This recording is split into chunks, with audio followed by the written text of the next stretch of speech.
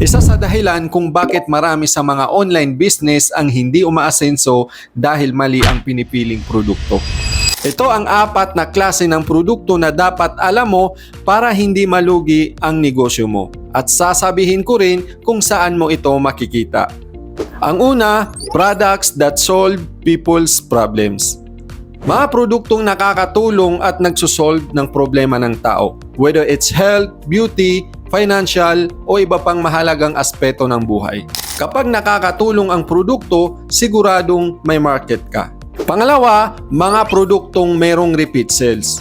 Ito ay mga consumable products. Yung nauubos, binabalik-balikan, at kapag effective, automatic reorder agad si suki. Kaya tuloy-tuloy ang benta at kita mo. Pangatlo, evergreen products. Ito yung mga produktong hindi nalalaos. Kahit umabot ng buwan o taon, meron at meron pa ring bumibili. Hindi lang ito pang seasonal lang o pang trending lang. At ang pang-4, produktong may mass market. Ito naman ang mga produkto na malawak ang market. Mas madali ang benta kasi hindi ka limitado sa isang klase ng customer. Dahil karamihan sa mga tao ay nangangailangan nito.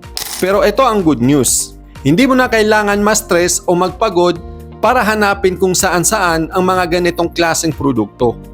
Dahil sa affiliate platform na na-discovery ko, meron ng ganitong klaseng produkto na naka-ready na para sa mga gustong magsimula ng negosyo. Ang tawag dito ay Super Affiliate System by Clicknomics.